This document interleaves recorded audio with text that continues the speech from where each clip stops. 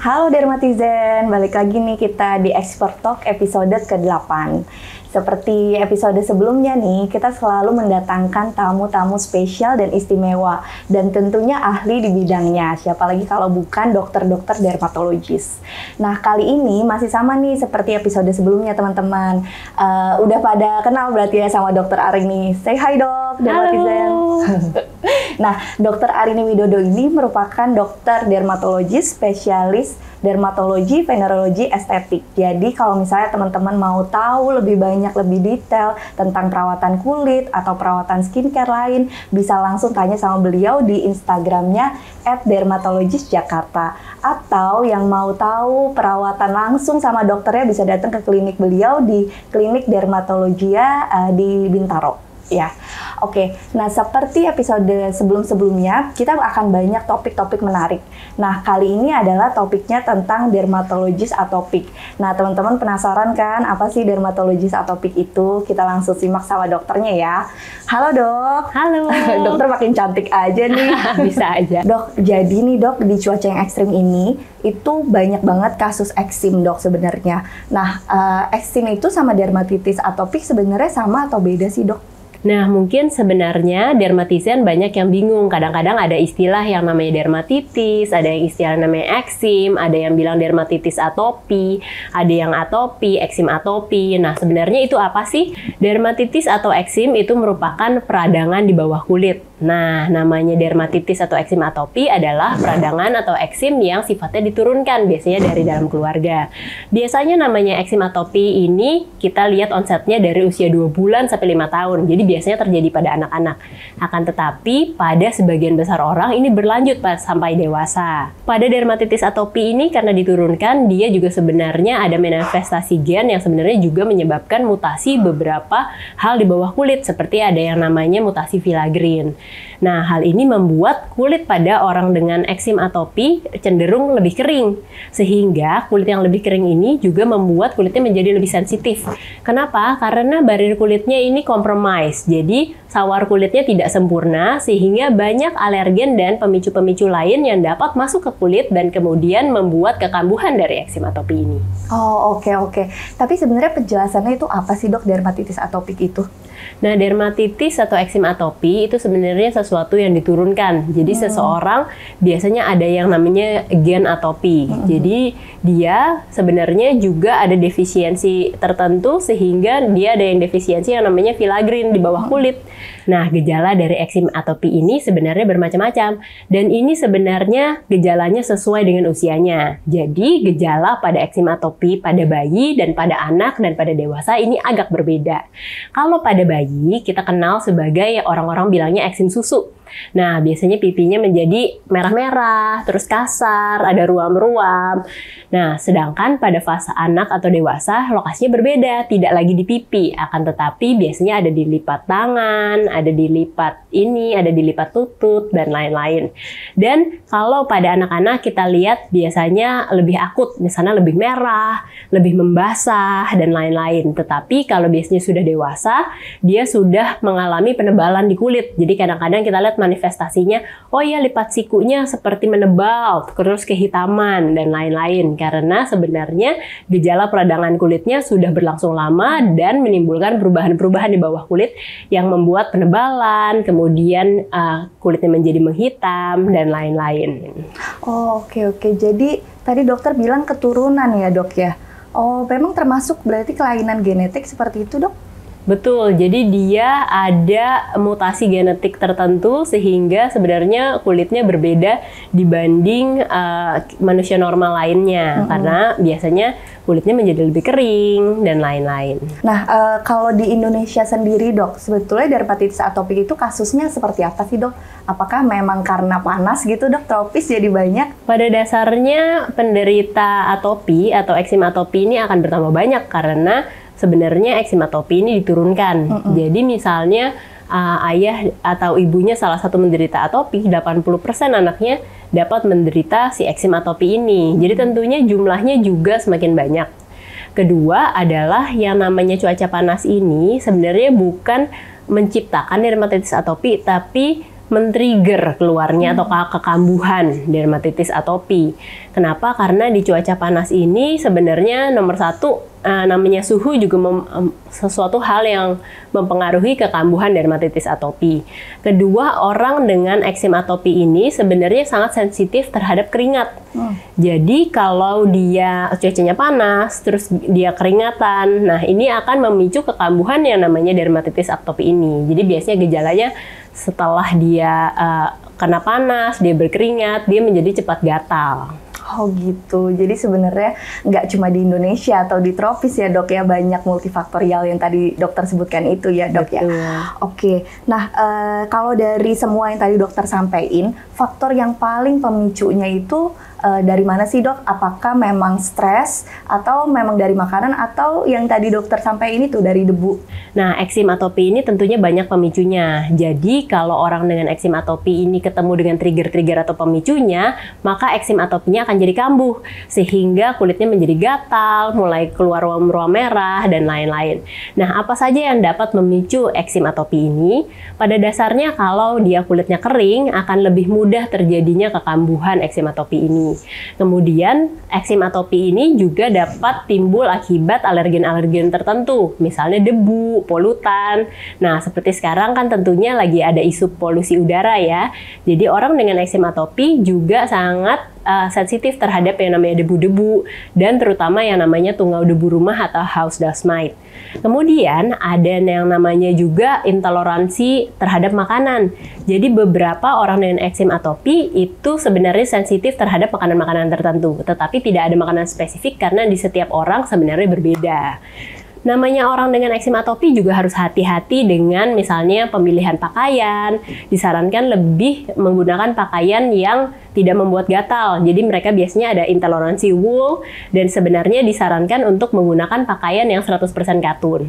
Dan jangan lupa kalau kita misalnya menggunakan pakaian, sebenarnya kalau orang dengan eksim atopi kadang-kadang dia sebenarnya sensitif terhadap yang namanya pewangi, pelembut, pewarna yang ada di dalam pakaian.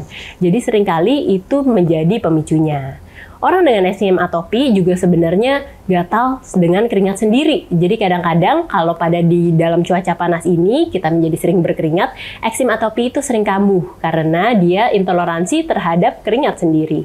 Oke, jadi sebenarnya banyak dan tiap orang beda-beda pemicu ya dok ya. Jadi nggak bisa dibilang, oh karena dermatitis atopik itu utamanya karena debu atau karena tadi tungau gitu, nggak bisa ya dok ya. Karena sangat-sangat spesifik per orang masing-masing, seperti itu ya dok. Iya, jadi pemicunya juga banyak. Jadi kita kadang-kadang susah untuk menghindari seluruh pemicu dermatitis atopi itu. Kadang-kadang dia bajunya, kadang-kadang dia makanan, terus kadang-kadang bukan cuma baju dan makanan. Kadang-kadang misalnya kalau bajunya misalnya ada pewanginya, bajunya ada pelembutnya, terus misalnya pewarnanya, dan itu sebenarnya bisa kita cegah atau hindari dengan menggunakan misalnya pelembab atau memperbaiki barrier kulitnya sehingga kulitnya tidak terlalu sensitif terhadap bahan-bahan atau alergen yang masuk melalui kulit. Oke, wah, menarik banget nih dok ya, karena kita langsung cari tahu nih dermatizen di sini. Wah, jangan-jangan aku termasuk yang alergi yang tadi dokter sebutin, dan tadi udah dikasih tahu pencegahannya juga ya. Oh ya dok, nah sekarang nih banyak mitos beredar dok terkait dengan kalau pasien-pasien dermatitis atopik tuh pakai sabunnya harus pakai sabun bayi. Apakah itu benar nggak sih dok, mitos itu? Nah, pada dasarnya orang dengan dermatitis atopi atau dengan eksim atopi tidak harus menggunakan sabun bayi. Pilihan sabunnya banyak, tetapi memang kita harus pilih sabun yang lembut untuk kulitnya. Pada dasarnya, pada eksim atau dermatitis atopi, kita harus mencari sabun yang lembut untuk kulit dan menjaga barrier kulit agar tidak kering. Kadang-kadang kan ada beberapa sabun, misalnya sabun antiseptik yang setelahnya kita jadinya keset gitu. Kadang-kadang orang Indonesia suka tuh efek sabun yang afternya keset. Nah, pada dasarnya kalau keset justru sebenarnya tidak bagus untuk kulit. Kenapa? Karena itu membuat kulitnya semakin kering. Jadi kita harus menggunakan sabun yang sebenarnya tetap menjaga barrier kulit, tetap melembabkan kulit, dan mencegah iritasi. Misalnya kadang-kadang banyak iritan yang ada di dalam sabun, misalnya SLS. SLS tidak 100% sesuatu ingredients yang bad atau buruk, akan tetapi hati-hati pada eksim atopi atau dermatitis atopi, itu menjadi salah satu trigger yang dapat memicu. Oke. Jadi nggak harus sabun bayi ya dok ya, berarti bisa Betul. apapun. Pada dasarnya kita menggunakan cleanser yang sebenarnya dia tidak terlalu berbusa biasanya, sehingga biasanya yang kita gunakan yang kadar deterjennya sedikit, sehingga kadar deterjen yang sedikit itu tidak menghilangkan lemak alami pada kulit kita. Oke, selain yang tadi sabun, kalau pelembabnya gimana dok? Ada pelembab khusus nggak sih untuk pasien-pasien atopik? Nah, tadi seperti yang kita sudah diskusikan sebelumnya, jadi pada eksim atau dermatitis atopi, sebenarnya secara genetik memang ada defisiensi gen tertentu, sehingga dia ada suatu gen yang membuat kadar filagrin namanya di kulit itu turun, sehingga ada beberapa pelembab yang lebih cocok untuk kondisi ini. Nah, biasanya pelembab yang lebih cocok itu yang kita katakan yang emollient dominan. Nah, khususnya misalnya yang menggunakan ceramide, karena ceramide adalah salah satu ingredients alami yang turun pada dermatitis atopi. Jadi kita bisa gantikan itu dengan beberapa ingredients yang emollient rich, seperti ceramide, terus shea butter, itu yang tinggi emollient. Kemudian bisa kita gunakan yang namanya therapeutic moisturizer. Jadi seperti kita ketahui bahwa namanya moisturizer tuh ada beberapa tipe. Jadi ada yang namanya humectant. Nah, kalau humectant tuh menarik air ke kulit. Kalau emollient tadi dia sebenarnya mengisi celah-celah pada kulit kita. Kemudian ada yang namanya oklusif. Kalau oklusif dia mencegah evaporasi dari moisturizer atau mencegah evaporasi air dari kulit kita, sehingga dia menjaga kadar air di dalam kulit kita terjaga. Nah, pada dasarnya ada yang namanya si therapeutic moisturizer ini yang merupakan gabungan dari 3 jenis moisturizer ini. Ini juga bisa menjadi salah satu pilihan pada dermatitis atopi, sehingga kita menggabungkan seluruh hal baik ya yang ada di dalam moisturizer. Betul. Oke. Nah, yang tadi dokter udah sampaikan bisa semua orang dari anak-anak sampai dengan dewasa. Tapi sebetulnya apakah ada yang bisa menyembuhkan gitu dok? Karena kan agak kurang bagus ya kalau ada merah-merah, ruam gitu dok. Apakah ada sih dok buat penyembuhannya itu? Nah, pada dasarnya eksim atopi ini namanya kambuh-kambuhan. Biasanya sebenarnya sebagian besar dari dermatitis atau eksim atopi pada anak itu akan hilang saat dewasa. Akan tetapi pada sebagian orang dia menetap sampai dewasa dan kadang-kadang justru timbul lagi dengan trigger-trigger tertentu. Biasanya tidak separah waktu di fase anak, akan tetapi dengan trigger-trigger tertentu, misalnya sekarang tiba-tiba ada cuaca ekstrim dan polusi dan lain-lain, kadang-kadang si eksim atopi ini jadi lebih mudah tertrigger. Jadi belum ada ya dok sampai saat ini untuk menyembuhkannya ya, paling tidak untuk mencegah terjadinya flare up tadi itu ya dok ya yang bisa kita hindari. Betul, karena tadi yang seperti kita ketahui sebenarnya ini merupakan suatu kondisi kulit yang sebenarnya dibawa secara genetik. Jadi sebenarnya secara genetik sudah ada di dalam setiap individu tersebut, sehingga kita dapat mencegah kekambuhannya saja. Oke, baik. Ya, menarik banget nih dok penjelasan dari dokter dan dermatizen, tentunya jadi semakin mengetahui dan mengenal tentang dermatitis atopik dan bagaimana pencegahannya. Oke, pertanyaan terakhir nih, kapan sih dok sebaiknya harus ke dokter untuk pasien-pasien dermatitis, dan tips dari dokter untuk pasien-pasien dermatitis itu apa? Nah, pada dasarnya apabila kamu mengalami dermatitis atopi yang tipe ringan, itu sebenarnya kita bisa mencoba untuk menangani sendiri misalnya dengan penggunaan moisturizer yang banyak dan mencegah trigger dermatitis atopi tersebut. Akan tetapi kalau kamu sudah mengalami dermatitis atau eksim atopi yang tipe sedang ke berat, kamu perlu untuk konsultasi ke dokter segera untuk mencegah keparahan dari dermatitis atopi tersebut. Nah, mungkin yang terakhir tipsnya ya buat dermatizen. Untuk tips dengan dermatizen yang mengalami dermatitis atopi, yang paling penting dari dermatitis atopi adalah mencegah kekambuhan dengan merawat kulit dengan baik. Nah, bagaimana cara merawat kulit dengan baik? Sebenarnya just simple things seperti kita menggunakan sabun atau cleanser yang lembut, terus kita menjaga barrier kulit dengan baik, terus kita menggunakan moisturizer dengan rutin. Penggunaan moisturizer rutin ini sangat penting dalam mencegah kekambuhan dermatitis atopi, karena kita mencegah namanya kekeringan kulit, kemudian kita menjaga barrier kulit sehingga kita mengurangi kemungkinan pajanan alergen masuk ke dalam kulit yang dapat memicu dermatitis atopik kita. Oke, wah thank you banget nih Dokter Arini atas sharing knowledge-nya untuk hari ini. Mungkin itu aja Dok untuk hari ini, sesi hari ini. Kita bisa ketemu di yang lain lagi ya Dok ya, dengan topik diskusi yang lainnya.